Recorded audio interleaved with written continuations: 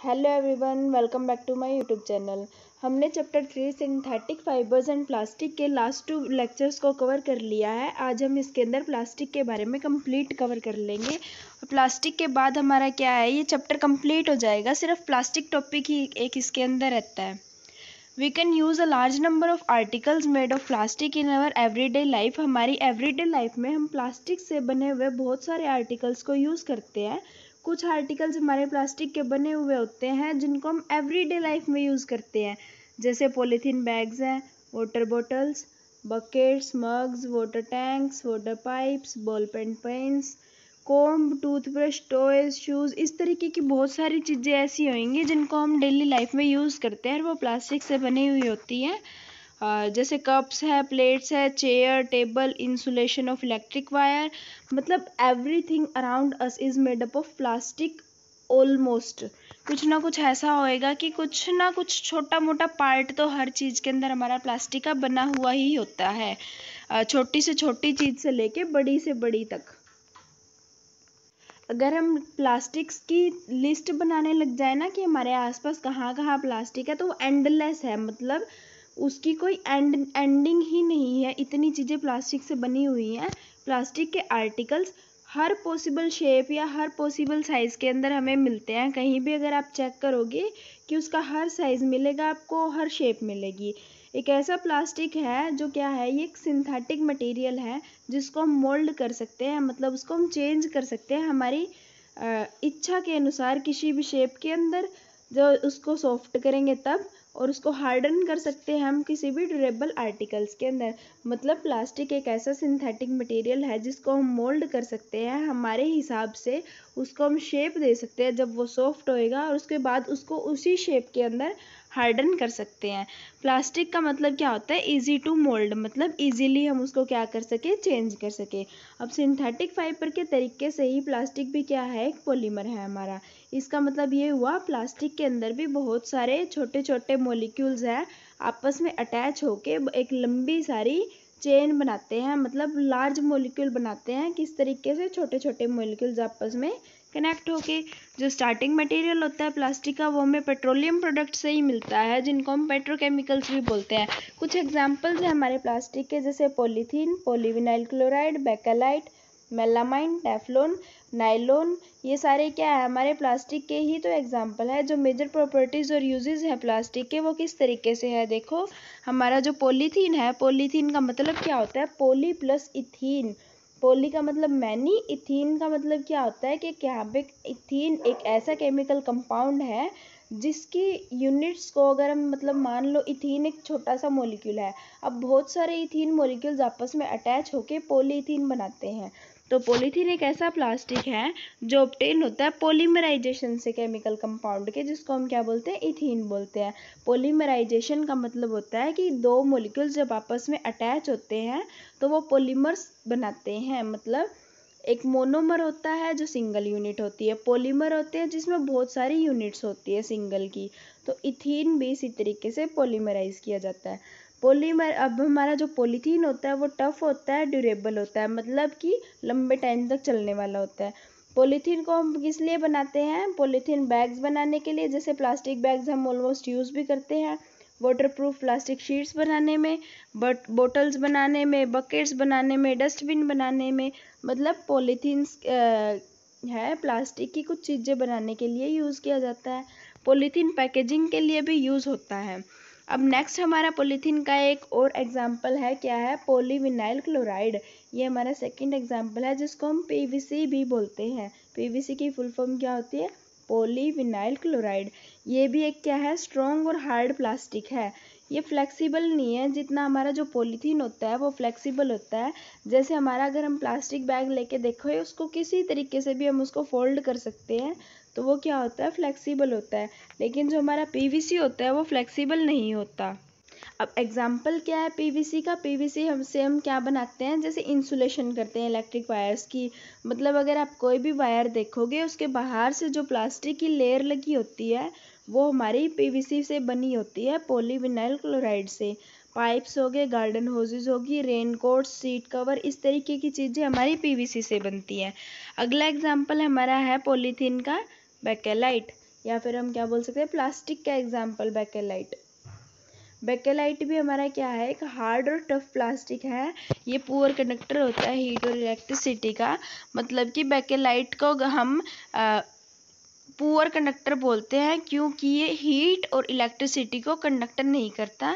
Bakelite को हम handles वगैरह बनाने में भी यूज़ करते हैं, कुकिंग यूटेंसिल्स के। जैसे आपने आपके घरों में देखा भी होगा, जो फ्राइंग पैन्स या प्रेशर कुकर्स होते हैं उनके पीछे प्लास्टिक का ब्लैक कलर से एक हैंडल लगा हुआ होता है। वो किस चीज़ का बना हुआ होता है, बेकेलाइट का बना हुआ होता है। Bakelite is used for making handles of cooking utensils. अब जो हमारे कुकिंग यूटेंसिल्स होते हैं इनके लिए हम बेकेलाइट यूज़ करते हैं। क्यों करते हैं, इनके हैंडल्स बनाने के लिए। सबसे पहली बात तो क्या है, ये पुअर कंडक्टर है हीट का। मतलब ये हीट को ट्रांसफ़र नहीं होने देगा, तो इजीली वो गर्म नहीं होएगा। गर्म नहीं होएगा तो उसको हम क्या है, इजीली हैंडल कर सकते हैं, मतलब पकड़ सकते हैं। दूसरा पॉइंट क्या आएगा, does not became soft on getting heated.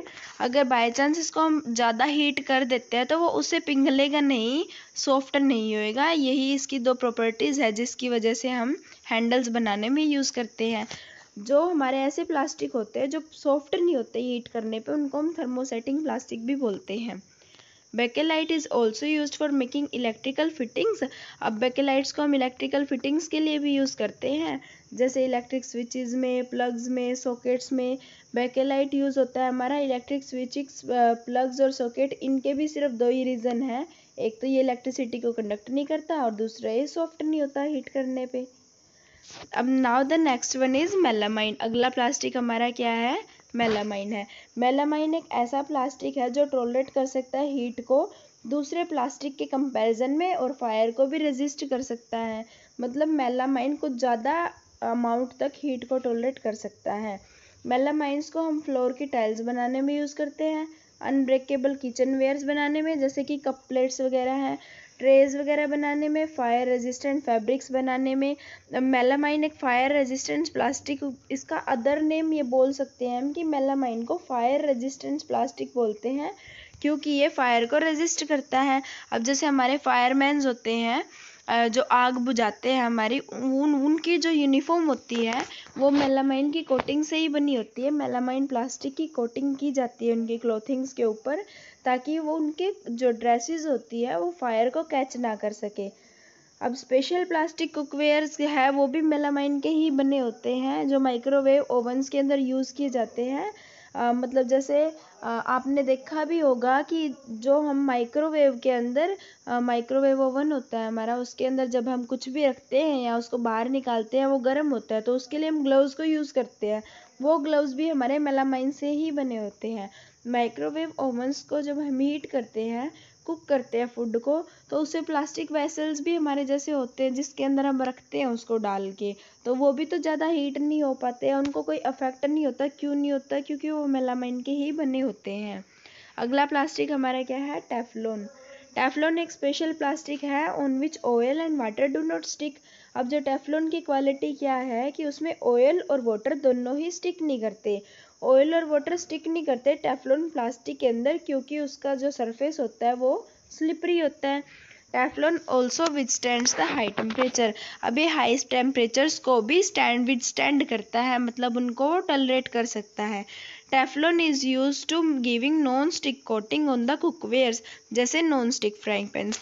आपने ऐसा सुना होगा कि ये नॉन स्टिक फ्राई पैन्स हैं, मतलब कि इनके अंदर अगर हम कुकिंग करेंगे तो वो स्टिक नहीं होएगा, ऑयल और वाटर उस पर चिपकता नहीं है। तो टेफ्लॉन हमारा किस लिए बनाया जाता है, किस चीज़ के लिए यूज़ किया जाता है, जो हमारे कुकिंग वेयर्स होते हैं या कुकवेयर्स होते हैं उनको एक नॉन स्टिक कोटिंग देने के लिए। Teflon is also used for making soles of the electric irons.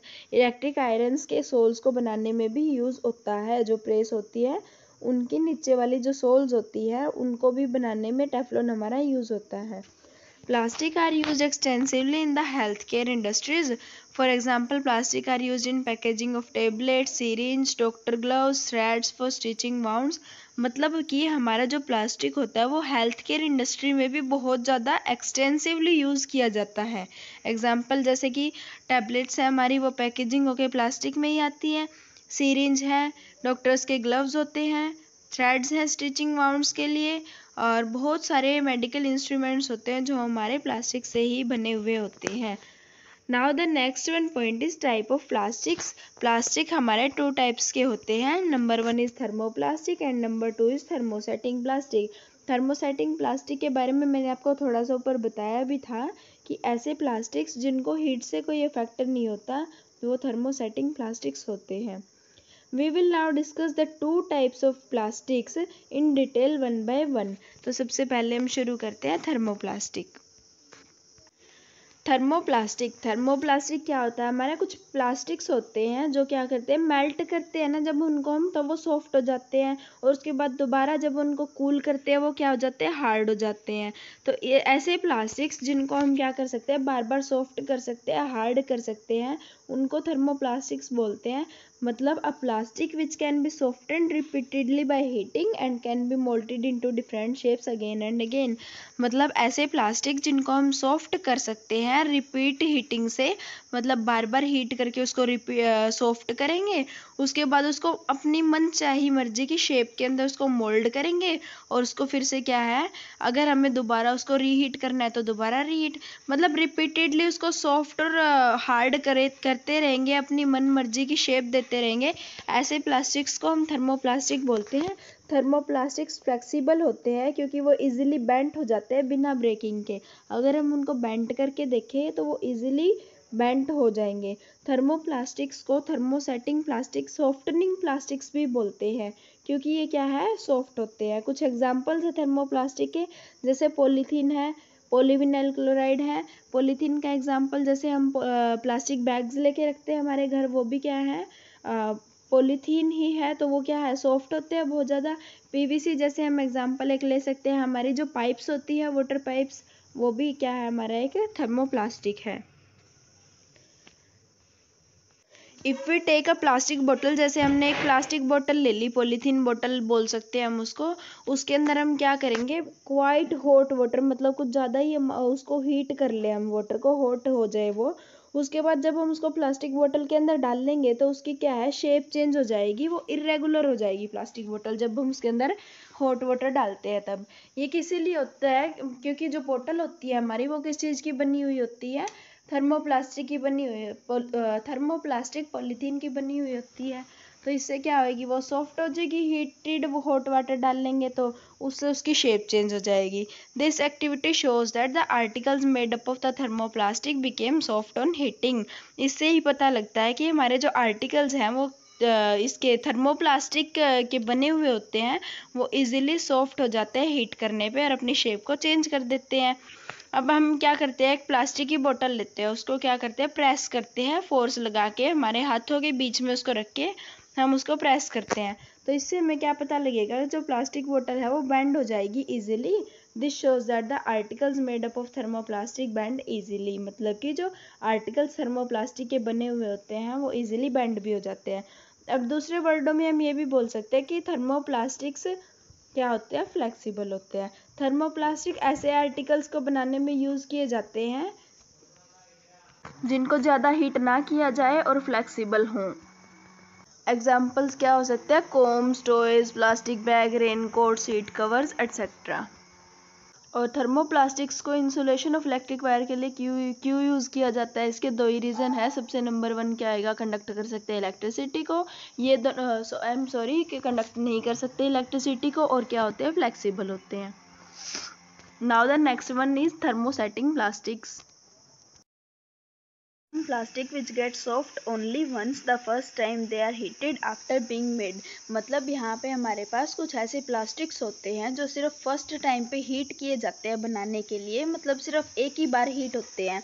When such plastics are heated for the first time, they become soft and can be molded to make an article of any desired shape।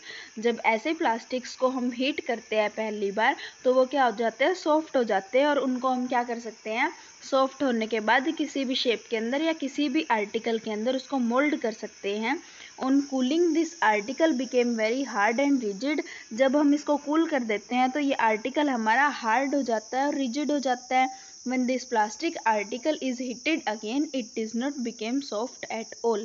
जब इस plastic को दोबारा heat किया जाता है तो वो soft नहीं होता।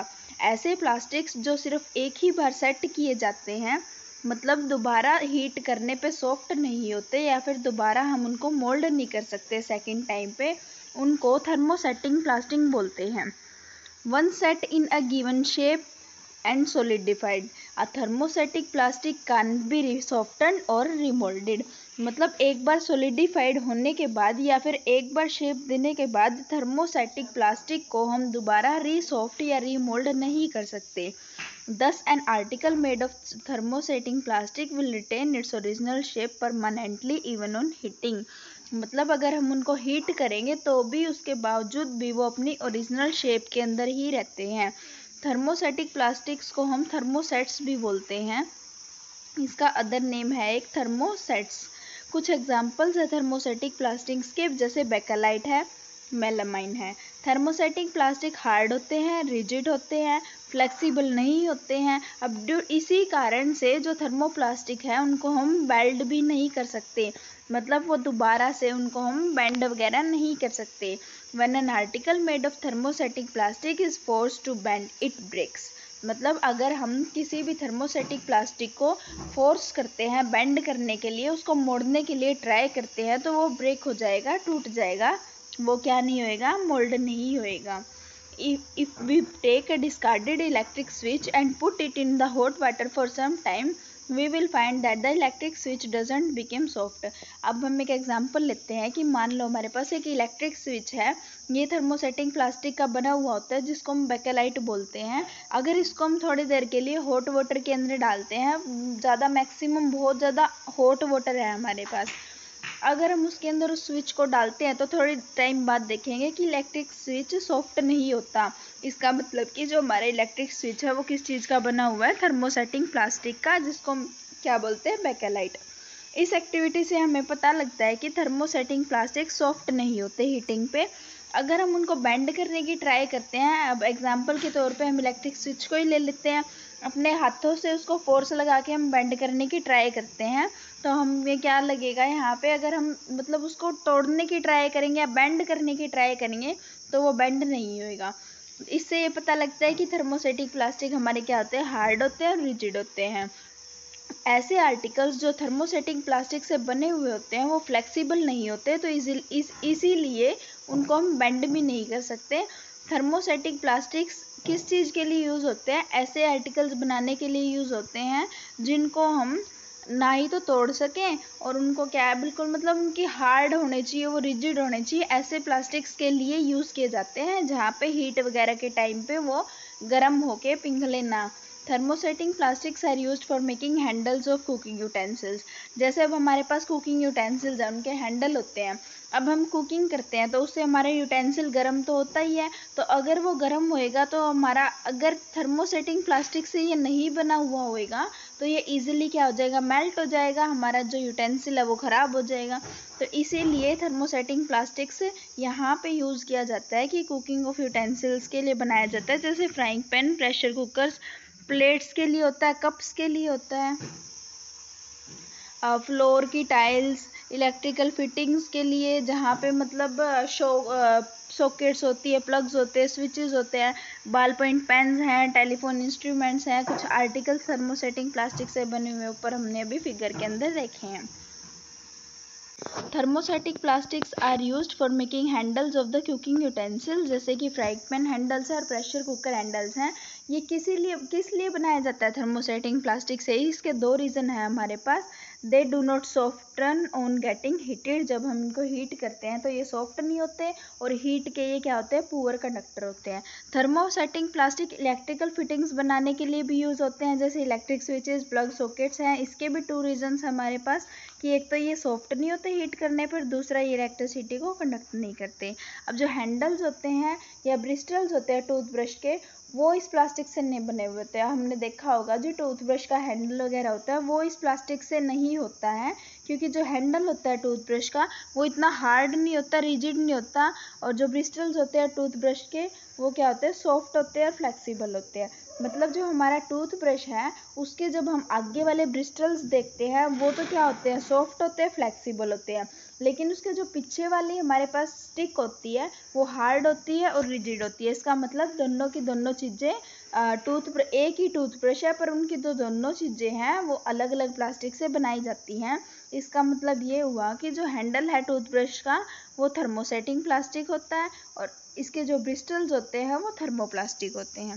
We can tell whether a given plastic is thermosetting और थर्मोप्लास्टिक। अब हम किसी भी प्लास्टिक को ये बता सकते हैं कि ये थर्मोसेटिक प्लास्टिक है या थर्मोप्लास्टिक है उसके हीटिंग के बिहेव पे। अगर कोई भी गिवन आर्टिकल है हीट करने पे सॉफ्ट हो जाता है तो इट मीन्स वो क्या है, थर्मोप्लास्टिक है। ऑन द अदर हैंड अगर कोई भी हमारा जो प्लास्टिक आर्टिकल है सॉफ्ट नहीं होता हीट करने पे तो वो क्या होते हैं, थर्मोसेटिंग प्लास्टिक होते हैं। अब हमें ये भी पता है कि जो प्लास्टिक्स होते हैं वो हमारे फ्लेक्सिबल होते हैं, उनको हम बेंड कर सकते हैं, लेकिन जो थर्मोसेटिंग प्लास्टिक्स होते हैं वो हार्ड होते हैं, रिजिड होते हैं, उनको हम बेंड नहीं कर सकते। अगर उनको बेंड करने की ट्राई करते हैं तो वो ब्रेक हो जाते हैं। अब जो आर्टिकल्स हैं हमारे थर्मोसेटिक प्लास्टिक से बने हुए होते हैं उनको हम रिसाइकिल नहीं कर सकते, लेकिन जो थर्मोप्लास्टिक से बने हुए होते हैं वो आर्टिकल्स रिसाइकिल हो सकते हैं। अब कुछ थर्मोप्लास्टिक और थर्मोसेटिक प्लास्टिक्स के बीच में डिफरेंस दे रखा है स्ट्रक्चर्स के बेस के ऊपर। जो हमारे थर्मोसेटिक प्लास्टिक्स और थर्मोप्लास्टिक्स होते हैं उनके बीच में मेन डिफरेंस स्ट्रक्चर की वजह से होता है। ये इस तरीके से हम एक्सप्लेन करेंगे, जैसे हमारे पास जो थर्मोप्लास्टिक और थर्मोसेटिक प्लास्टिक्स है इस चीज़ का हमें पता है कि ये लॉन्ग चेन मॉलिक्यूल्स से बने हुए होते हैं जिनको हम क्या बोलते हैं, पॉलीमर्स बोलते हैं। मतलब दोनों प्लास्टिक्स हमारे पॉलीमर्स की वजह से बने हुए होते हैं।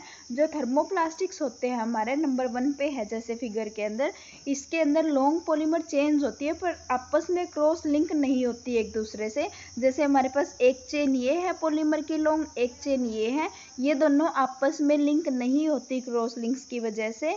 और जैसे हमारे पास थर्मोसेटिक प्लास्टिक है साइड में बी में जिसके अंदर देखो इसके अंदर क्या होता है कि जो लॉन्ग चेन्स होती है हमारी पॉलीमर्स की वो आपस में क्रॉस लिंक होती हैं एक दूसरे के साथ। इसी वजह से जो यही रीज़न होता है कि जब हम हीट करते हैं तो अलग अलग पॉलीमर चेन्स होती हैं वो क्या करती है आपस में स्लाइड कर जाती है। जैसे हमारा पहले थर्मोप्लास्टिक था उसके अंदर क्या होंगे, इस तरीके से अलग अलग 2 चेन्स होंगी, तो जब हम इनको हीट करेंगे तो ये एक दूसरे के ऊपर से स्लाइड करेंगी और थर्मोप्लास्टिक मटेरियल सॉफ्ट हो जाएगा और अल्टीमेटली मेल्ट हो जाएगा। बट दूसरी साइड हम देखते हैं जो थर्मोसेटिंग प्लास्टिक होता है उसकी इस तरीके से 2 लॉन्ग पॉलीमर चेन्स होती हैं पर ये आपस में एक दूसरे से इस तरीके से कनेक्ट होती हैं। तो जब हम इनको हीट करते हैं तो ये स्लाइड नहीं करती, डिस्प्लेस नहीं करती, आगे पीछे नहीं होती हैं, जिस वजह से इनको हम हीट करने पे सॉफ्ट नहीं कर सकते। और जब एक बार ये सेट हो जाती है तो पर्टिकुलर शेप के अंदर आ जाती है। जैसे एग्जांपल हमारा क्या है, पॉलीथीन। पॉलीथीन क्या है, एक थर्मोप्लास्टिक है, इसके अंदर लीनियर चेन्स है जिनके अंदर कोई क्रॉस लिंकेज नहीं होती, तो इसको हम क्या कर सकते हैं, हीट करने पे सॉफ्ट कर सकते हैं। ऑन द अदर हैंड दूसरी साइड हम अगर एग्जांपल लेते हैं बेकेलाइट का, ये क्या है हमारा एक थर्मोसेटिक प्लास्टिक है, इसके अंदर जो लॉन्ग पॉलीमर चेन्स हैं वो आपस में क्रॉस लिंक से कनेक्टेड होती हैं, तो जो स्ट्रॉन्गली अटैच होते हैं एक दूसरे से, जिसकी वजह से वो सॉफ्ट नहीं हो सकते हीट करने पे। अब कुछ यूज़फुल प्रॉपर्टीज़ है हमारे पास प्लास्टिक्स की बहुत सारी यूज़फुल प्रॉपर्टीज़ होती है, हमारी चॉइस के अकॉर्डिंग हम उनको यूज़ कर सकते हैं। अब due to this special properties plastic की बहुत ज़्यादा एडवांटेजेस भी होती है ट्रेडिशनल मटेरियल्स में, जैसे मेटल्स हैं, वुड हैं, इन सब वेरियस आर्टिकल्स के थ्रू। जो इम्पोर्टेंट प्रॉपर्टीज़ है आर्टिकल्स की वो देखते हैं हम प्लास्टिक्स के। Plastic is chemically unreactive. Normally जो देखा जाए तो हमारा जो प्लास्टिक होता है वो क्या होता है, अनरिएक्टिव होता है। जैसे एग्जांपल है हमारे पास आयरन है, वो क्या हो जाता है, रस्ट हो जाता है, मतलब उसको जंग लग जाता है, कोरोड हो जाता है। अगर उसको हम एयर या वाटर की प्रेजेंस में छोड़ दें, मतलब मॉइस्चर की प्रेजेंस में अगर किसी आयरन के टुकड़े को हम छोड़ते हैं तो वो रस्ट हो जाता है, उसको रस्टिंग लग जाती है। क्यों, बिकॉज वो केमिकली रिएक्टिव होता है। लेकिन जो हमारा प्लास्टिक होता है वो केमिकली अनरिएक्टिव होता है। प्लास्टिक एयर और वाटर के साथ कभी रिएक्ट नहीं करता। अब इसी कारण से जो प्लास्टिक है वो रेजिस्टेंट होता है कोरोजन के, मतलब इसके ऊपर कोई भी कोरोजन नहीं होता, जंग नहीं लगता। दूसरे वर्ड्स में हम बोल सकते हैं कि प्लास्टिक हमारा वेदर से अफेक्ट नहीं हो सकता। अगर वो किसी टाइम पे एयर और वाटर के कंटेक्ट में आता है तो वो ख़राब नहीं होएगा। Plastics are also unaffected by various chemicals including acid and bases। अब प्लास्टिक्स हमारे होते हैं वो बहुत सारे केमिकल से अनअफेक्टेड होते हैं, मतलब बहुत सारे केमिकल्स उनके ऊपर कोई इफेक्ट नहीं डालते। अब प्लास्टिक हमारा अनरिएक्टिव होता है तो कोरोजन को रेसिस्ट करेगा, तो प्लास्टिक के कंटेनर्स को हम यूज़ कर सकते हैं जिनके अंदर हमें क्या है केमिकल्स वगैरह भी डाल सकते हैं, या कुछ ऐसी चीज़ें जिनके अंदर मॉइस्चर होता है उनके लिए हम प्लास्टिक को यूज़ कर सकते हैं। The second one is plastic are poor conductor of heat and electricity। हमने ऊपर पढ़ा भी है कि जो हमारा प्लास्टिक होता है वो पुअर कंडक्टर होता है हीट और इलेक्ट्रिसिटी का, तभी तो उसको हम क्या हैंडल्स वगैरह में या इलेक्ट्रिक स्विचेस के लिए यूज़ करते हैं। प्लास्टिक हीट और इलेक्ट्रिसिटी दोनों ही कंडक्ट नहीं करता, जिनको हम क्या बोलते हैं इंसुलेटर्स बोलते हैं। Plastic being a poor conductor of heat are used where heat is to be keeped away from reaching our hands. मतलब प्लास्टिक ऐसी जगह पे यूज़ किए जाते हैं जहाँ पे हमारे हाथों को हीट से दूर रखा जा सके, ऐसी जगह पे प्लास्टिक्स को यूज़ किया जाता है। जैसे हैंडल्स हैं कुकिंग यूटेंसिल्स के, वो हमारे क्या है प्लास्टिक से बनाए जाते हैं ताकि हम इजीली यूटेंसिल्स को होल्ड कर सकें और हमारा क्या है खाना वगैरह अगर हमें कुछ कुक करना है, हीट वगैरह का काम करना है तो वो हो सके। प्लास्टिक पुअर कंडक्टर भी होते हैं इलेक्ट्रिसिटी के, तो इसलिए इनको हम इलेक्ट्रिकल इंसुलेटर्स भी बोलते हैं। अब एग्जांपल हमारे पास क्या है इलेक्ट्रिक वायर्स है जिनके अंदर क्या होगी प्लास्टिक कवरिंग होती है इंसुलेशंस की, ताकि इलेक्ट्रिक करंट जो उसके अंदर से पास होता है वो हमें अफेक्ट ना करे। जो हैंडल्स होते हैं स्क्रू ड्राइवर्स के, वो भी क्या होते हैं प्लास्टिक के बने हुए होते हैं, क्योंकि ये क्या होता है एक इलेक्ट्रिकल इंसुलेटर होता है। कुछ एग्जांपल्स जैसे और क्या सकते हैं इलेक्ट्रिक स्विचेस हैं, प्लग्स हैं, सॉकेट्स हैं, या फिर ये क्या है सारे के सारे प्लास्टिक की वायर्स के ऊपर से जो कवर्स होता है वो सारे प्लास्टिक के ही बने हुए होते हैं। Third one is plastic can be moulded into different shapes. Since plastic can be easily molded, they are used to make a large variety of articles having different shape and sizes such as bucket, mug, furniture, bag, sheet, slipper, electrical fitting, toys, combs, toothbrush etcetera. मतलब कि जो हमारे plastic होते हैं वो अलग अलग shape में मोल्ड किया जा सकता है, तो इसीलिए हम बहुत ज़्यादा वैरायटी में चीज़ों को बना सकते हैं, बहुत सारे ऑब्जेक्ट्स को बना सकते हैं अलग अलग शेप और साइज़ के। एग्जाम्पल में क्या हो जाएंगे जैसे बकेट है, मग है, फर्नीचर है, एंडलेस लिस्ट है ये, मतलब हम अगर कहीं देखते भी हैं तो ऑलमोस्ट हमें प्लास्टिक की चीज़ें वहाँ मिल जाएंगी। Fourth one is plastic are quite cheap and easily made. सबसे मेन ये चीज़ है कि जो प्लास्टिक होता है वो बहुत ज़्यादा चीप होता है और इजीली बनाया भी जा सकता है उसको। जो नॉर्मल हमारी मेटल्स होती हैं उनसे हमारा प्लास्टिक चीपर होता है। Plastic can also be made much more easily than metals. Metals से वो इजीली बन भी जाता है। अब इसी प्रॉपर्टी के कारण आज के टाइम पे प्लास्टिक हर हाउस होल्ड में या इंडस्ट्रियल आर्टिकल्स में यूज़ होता है। एग्जाम्पल है जैसे बकेट्स हमारे होम्स के अंदर यूज़ होती हैं, वो पहले क्या है आयरन की बनी हुई होती थी, आयरन मेटल शीट की यूज़ की जाती थी, बट नाउ डेज हमारे पास सबके पास जो बकेट्स हैं हमारी वो प्लास्टिक्स की ही हैं। Now the fifth one is plastic is light, strong and durable. Light मतलब वो हल्का होता है और स्ट्रॉन्ग मतलब कि उसकी क्या है कैपेसिटी ज़्यादा है, इजीली वो टूटता नहीं। ड्यूरेबल मतलब लंबे टाइम तक चलने वाला होता है। प्लास्टिक की लो डेंसिटी होती है तो इसीलिए क्या होते हैं लाइटर होते हैं मेटल से।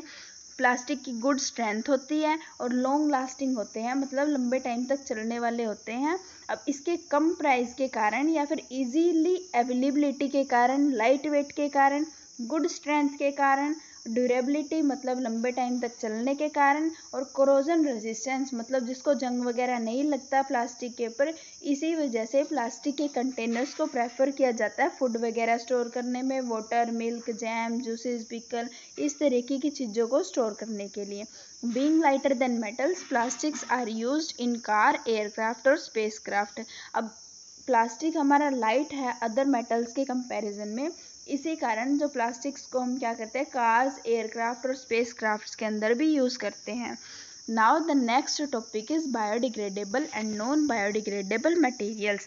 बायोडिग्रेडेबल का मतलब क्या होता है कि जो बायोडिग्रेड हो जाए, मतलब जो हमारे इन्वायरमेंट के अंदर प्रेजेंट होता है वो नेचुरली डिकम्पोज हो जाए। और नॉन बायोडिग्रेडेबल मतलब जो हमारे नेचर के अंदर प्रेजेंट है और नॉन बायोडिग्रेडेबल है मतलब वो क्या नहीं हो सकता, डिकम्पोज नहीं हो सकता इजीली नेचुरल प्रोसेसेस से।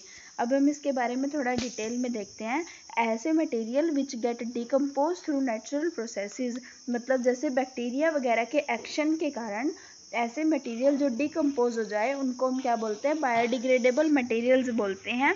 एग्जाम्पल है प्लांट का वेस्ट है, जैसे वेजिटेबल्स के पील्स हैं हमारे पास, फ्रूट्स के पील्स हैं, या फिर फॉलन लीव्स हैं, लेफ्ट ओवर फूड हैं, ये सारे क्या हैं, एग्जाम्पल्स हैं हमारे बायोडिग्रेडेबल मटेरियल्स के। एनिमल वेस्ट है, पेपर है, cotton cloth, woollen cloth, jute, would, ये सारे बायोडिग्रेडेबल मटेरियल्स हैं। Biodegradable materials rot away with time and hence do not cause pollution in the environment। जो हमारे बायोडिग्रेडेबल मटेरियल्स होते हैं वो क्या होते हैं, टाइम के साथ गलने सड़ने लग जाते हैं, तो इसीलिए वो हमारे इन्वायरमेंट को कोई पोल्यूशन कॉज नहीं करते या हार्म नहीं पहुंचाते। तो बायोडिग्रेडेबल मटेरियल्स हैं वो एनवायरनमेंट फ्रेंडली होते हैं। अब कुछ ऐसे मटेरियल्स होते हैं जो बहुत इजीली डिकम्पोज नहीं हो पाते नेचुरल प्रोसेसेस के कारण, मतलब कि बैक्टीरिया वगैरह के एक्शन के कारण वो डिकम्पोज नहीं हो पाते, उनको हम नॉन बायोडिग्रेडेबल मटेरियल्स बोलते हैं। एग्जाम्पल है plastic, glass, tin, aluminium can and other metal objects. वो क्या होते हैं, नॉन बायोडिग्रेडेबल होते हैं। ये इजीली रोट नहीं होते, मतलब सड़ते नहीं है अपने आप से, इसीलिए क्या करते हैं, पोल्यूशन कॉज करते हैं हमारे इन्वायरमेंट में, तो ये इन्वायरमेंट फ्रेंडली नहीं होते। अब इस ऊपर वाले डिस्कशन से हमें ये पता लगा है कि दो टाइप के वेस्ट मटेरियल्स होते हैं हमारे जो डेली लाइफ में होते हैं, एक बायोडिग्रेडेबल वेस्ट होता है और एक नॉन बायोडिग्रेडेबल वेस्ट होता है। जो बायोडिग्रेडेबल वेस्ट और नॉन बायोडिग्रेडेबल वेस्ट है हमारे होम्स के अंदर, वो हमें अलग अलग सेपरेटली कलेक्ट करना चाहिए, जिससे उनको हम क्या कर सकें, ईजिली डिस्पोज कर सकें। अब जो हमारा प्लास्टिक है और उसका एनवायरनमेंट है, इन दोनों का कोरिलेशन है। जैसे हमने अभी ऊपर पढ़ा है कि जो प्लास्टिक है वो क्या है, एक नॉन बायोडिग्रेडेबल मटेरियल है, तो इट मीन्स क्या होएगा, हमारा प्लास्टिक इजीली डिकम्पोज नहीं होएगा और एनवायरनमेंट को पोल्यूशन कॉज करेगा एनवायरनमेंट के अंदर। अब प्लास्टिक और एनवायरनमेंट जैसे हम इजीली नॉर्मली देखते हैं कि जब हम मार्केट के अंदर जाते हैं तो यूजुअली हम सारी चीज़ें क्या है, प्लास्टिक बैग्स के अंदर ही लेके आते हैं, या कुछ ऐसी चीज़ें होती हैं जो प्लास्टिक शीट्स के अंदर रैप्ड होती हैं, पैक्ड होती है प्लास्टिक कार्टून्स के अंदर। जब हम घर पहुंच जाते हैं तो जो प्लास्टिक के बैग्स वगैरह होते हैं वो हमारे लिए क्या होते हैं, वेस्ट हो जाते हैं एक टाइप से, वो नो लॉन्गर नीडेड होते हैं, मतलब हमें उनकी कोई ज़रूरत नहीं होती, वो एक टाइप से वेस्ट हो गया। अब इसी तरीके से हमारे जो प्लास्टिक वेस्ट हैं वो वेस्ट है वो एक्यूमुलेट होता जाएगा होम के अंदर, और अल्टीमेटली जो प्लास्टिक वेस्ट हैं उनको हम डंप कर देंगे हाउस होल्ड गार्बेज के साथ में। तो इसी वजह से जो प्लास्टिक का यूज़ है वो हमारे इन्वायरमेंट के अंदर बैड इफेक्ट कोज करता है। The use of plastic material affect the environment because of the following reason. अब जो हमारा प्लास्टिक होता है वो एनवायरनमेंट को किस लिए अफेक्ट करता है, बैड इफेक्ट किस लिए होता है, उसके कुछ रीजंस हैं। नंबर फर्स्ट तो यही है कि जो हमारा प्लास्टिक है वो क्या है, एक नॉन बायोडिग्रेडेबल मटेरियल है। तो जो आर्टिकल्स हमारे प्लास्टिक से बने हुए होते हैं, जैसे प्लास्टिक बैग्स हैं, बोटल्स हैं, कार्टून्स हैं, ये इजीली सड़ते नहीं हैं, गलते नहीं हैं, तो ये क्या होते हैं, थ्रोन अवे, मतलब उनको हम क्या कर देते हैं, गिरा देते हैं कहीं भी। तो waste plastic materials keeps on accumulating in the surrounding, और एनवायरनमेंट को पोल्यूट करते रहेंगे, मतलब वो इकट्ठे होते जाएंगे और एनवायरनमेंट को पोल्यूट करते रहेंगे, इसीलिए ये एनवायरनमेंट फ्रेंडली नहीं होता, जैसे हमारे पास इस इमेज के अंदर शो भी कर रखे हैं। नंबर सेकंड पॉइंट हमारे पास है, जो वेस्ट प्लास्टिक आर्टिकल्स हैं इधर उधर उनको केयरलेसली गिरा दिया जाता है, जैसे कि वाटर ड्रेन्स वगैरह के अंदर, सीवर्स के अंदर, जिससे वो क्या होंगे, सीवर्स वगैरह ब्लॉक हो जाते हैं। तो इससे जो डर्टी रेन वाटर है या सीवरेज वाटर है वो फ्लो करेगा स्ट्रीट्स के अंदर, रोड्स के अंदर, जिससे अनहाइजेनिक कंडीशंस होंगी, उसके बाद डिजीज़ वगैरह भी कॉज हो सकती है उनकी वजह से। अब थर्ड पॉइंट है, समटाइम्स जो एनिमल्स होते हैं वो क्या करते हैं, पॉलीथीन बैग्स वगैरह को खा लेते हैं, मतलब उनको पता नहीं होता कि ये चीज़ें क्या है, तो वो उनको खा लेते हैं। लेफ़्ट ओवर जो फूड रखा हुआ होता है उनके अंदर, वेजिटेबल वेस्ट वगैरह जो हम डाल देते हैं, गार्बेज डंप करते हैं, तो वो चीज़ें उनको निगल लेते हैं। तो प्लास्टिक वेस्ट उनकी बॉडी में जाके रेस्पिरेटरी सिस्टम को हार्म करता है, जिससे उसके स्टमक की लाइनिंग के अंदर वो चिपक जाता है, इससे उन एनिमल्स की डेथ भी हो जाती है। फोर्थ पॉइंट है, जब प्लास्टिक मटेरियल्स बर्न किया जाता है तो उससे पॉइजनस गैस वगैरह भी पोल्यूट निकलती है, जिससे हमारा इन्वायरमेंट पोल्यूट होता है। जो डिस्पोजल है प्लास्टिक वेस्ट का, यही हमारी क्या है, एक मेजर प्रॉब्लम है। तो इसी कारण हमारा जो प्लास्टिक है उसको अवॉइड किया जाता है। इसके दो बिग डिसएडवांटेजेस हैं। First one is non biodegradable, easily ये क्या है डिकम्पोज नहीं होते, इससे बहुत ज़्यादा ग्रेट प्रॉब्लम होती है डिस्पोजल के लिए। तो plastic waste can not be disposed of easily. जो बर्निंग होती है प्लास्टिक वेस्ट की गिव्स आउट हार्मफुल गैसेस, जिससे हमारी क्या है एयर भी पोल्यूट होती है। तो इसीलिए यही एडवाइजेबल होता है कि जो डिस्पोज होता है प्लास्टिक मटेरियल्स का वो बर्निंग से ना किया जाए। Since the use of plastic articles is not good for the environment, अब जैसे हमें पता है कि हमारा जो प्लास्टिक आर्टिकल्स का यूज़ है वो एनवायरनमेंट के लिए अच्छा नहीं है, तो इसके लिए हमें क्या है कुछ स्टेप्स को देखना पड़ेगा कि किस तरीके से हम एनवायरनमेंट को सेव कर सकते हैं हार्मफुल इफेक्ट से जो एक्सेसिव यूज़ होता है हमारा प्लास्टिक का उससे।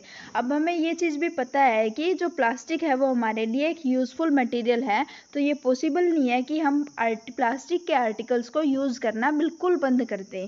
अब कुछ स्टेप्स है हमारे पास जिससे हम क्या कर सकते हैं प्लास्टिक के मटेरियल्स को यूज़ करने के लिए मिनिमाइज़ कर सकते हैं। जहाँ जहाँ पॉसिबल हो सकता है वहाँ हम प्लास्टिक मटेरियल्स को अवॉइड कर सकते हैं।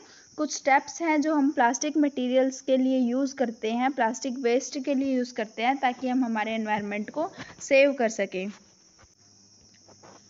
We should try to reduce the use of the plastic by using other materials in their place. Example, we should use bag made of the cotton cloth or jute for shopping instead of polythene bags. Paper bags can also be used. Similarly, a stainless steel lunch box can be used instead of a plastic lunch box. हम क्या कर सकते हैं कि हमारे जो lunch box हैं या कुछ पॉलीथीन के बैग्स वगैरह हैं उनकी जगह हम क्या यूज़ कर सकते हैं कॉटन क्लॉथ वगैरह यूज़ कर सकते हैं शॉपिंग वगैरह के लिए, या फिर एक stainless steel lunch box use कर सकते हैं प्लास्टिक लंच बॉक्स के लिए, जिससे क्या होएगा प्लास्टिक का यूज़ रिड्यूस हो जाएगा या मिनिमाइज हो जाएगा। We should not throw polythene bags, wrappers of chips, biscuit and other eatables in the water bodies. अब इस तरीके की कुछ प्लास्टिक की चीज़ें हमें water bodies, roads, parks, picnic places इस तरह से कहीं भी फेंकनी नहीं चाहिए। जो यूज्ड प्लास्टिक मटेरियल्स होता है उनको हम डस्टबिन में डालें जो प्रोवाइड होते हैं पब्लिक प्लेसेस के अंदर। इससे हमारा सराउंडिंग क्लीन रहेगा और इससे हमारे ब्लॉकेज भी नहीं होंगे डर्टी वाटर ड्रेन्स और सीवर्स के, और कोई भी ऐसे जो एनिमल्स होते हैं वो उनको खाएंगे भी नहीं। Third one is we should reuse the plastic containers which come with the jam, pickle, oil and other packed food material for storing salt, species, tea leaves, sugar etc. in the kitchen. अब हमें हमारे पास जैसे कुछ plastic के materials आते हैं, containers आते हैं जैसे जिनके अंदर जैम्स होता है, पिकल्स होता है, ऑयल्स होता है या कुछ और पैक्ड मटेरियल होता है, तो उनको हम किचन के अंदर यूज़ कर सकते हैं, रीयूज़ करेंगे साल्ट वगैरह स्टोर करने में, स्पाइसेस स्टोर करने में, टी लीव्स के लिए, शुगर के लिए, जिससे क्या होएगा प्लास्टिक का रीयूज़ होएगा और शॉपिंग पर्पसेस के लिए हम उनको क्या है वेस्ट वगैरह के लिए थ्रो नहीं करेंगे। Plastic waste should be recycle, जो प्लास्टिक वेस्ट होता है उसको हमें रिसाइकिल करना चाहिए। जितना भी प्लास्टिक वेस्ट होता है हमारे होम, शॉप, इंडस्ट्री में जहाँ भी होता है उसको हमें क्या करना चाहिए कलेक्ट करना चाहिए और रिसाइकलिंग के लिए प्लास्टिक मेकिंग फैक्ट्रीज़ के अंदर उसको सेंड कर देना चाहिए। और प्लास्टिक फैक्ट्रीज़ के अंदर जो वेस्ट प्लास्टिक आर्टिकल्स होते हैं उनको मेल्ट किया जाएगा और नए प्लास्टिक आर्टिकल्स को बनाया जाएगा। अब रिसाइकलिंग के टाइम पे प्लास्टिक आर्टिकल्स के अंदर सर्टेन कलर्स डाले जाते हैं जिससे क्या है बायर्स को ये पता लग सके कि ये वाला जो प्लास्टिक प्रोडक्ट है वो रिसाइकिल्ड है और इसको हम क्या करें अवॉइड करें फूड वगैरह स्टोर करने में। मोस्ट ऑफ द आर्टिकल्स है जो थर्मोप्लास्टिक के बने हुए होते हैं उन्हीं को हम क्या कर सकते हैं रिसाइकिल कर सकते हैं। जो थर्मोसेटिक प्लास्टिक्स होते हैं उनको हम रिसाइकिल नहीं कर सकते, तो ऐसे आर्टिकल्स जो थर्मोसेटिक प्लास्टिक से बने हुए होते हैं वो रिसाइकिल नहीं होते। We should also remember 3 R's to save the environment from the harmful effect of excessive use of plastic. हमें 3 R भी का भी पता होना चाहिए, उसको हम रिमेंबर रखते रहे, उसको याद रखते रहे। अब 3 R का मतलब क्या होता है रिड्यूस, रीयूज़, रिसाइकिल। R मतलब क्या है पहला रिड्यूस, उसके बाद रीयूज़, रिसाइकिल। ये तीनों 3 R जो हमारा सिस्टम है ये हमारे प्लास्टिक्स के लिए ही होता है, उनके मटेरियल्स के लिए होता है। इसका मतलब होता है हमें रिड्यूस करना चाहिए use of plastic articles by using articles made of other suitable materials. सबसे पहले प्लास्टिक के मटेरियल्स को हमें रिड्यूस करना चाहिए, मतलब मिनिमाइज करना चाहिए, कम यूज़ करना चाहिए। उसके बाद रीयूज़ करना चाहिए प्लास्टिक मटेरियल्स को जहाँ जहाँ पॉसिबल हो सके, और उसके बाद रिसाइकिल करना चाहिए ओल्ड और डिस्कार्डेड प्लास्टिक पार्टिकल्स को जहाँ पे पॉसिबल होता है। नाउ आपका जो चैप्टर है हमारा वो पूरा कंप्लीट हो चुका है यहाँ तक। अब नेक्स्ट लेक्चर के अंदर शुरू करेंगे नेक्स्ट चैप्टर। Thank you.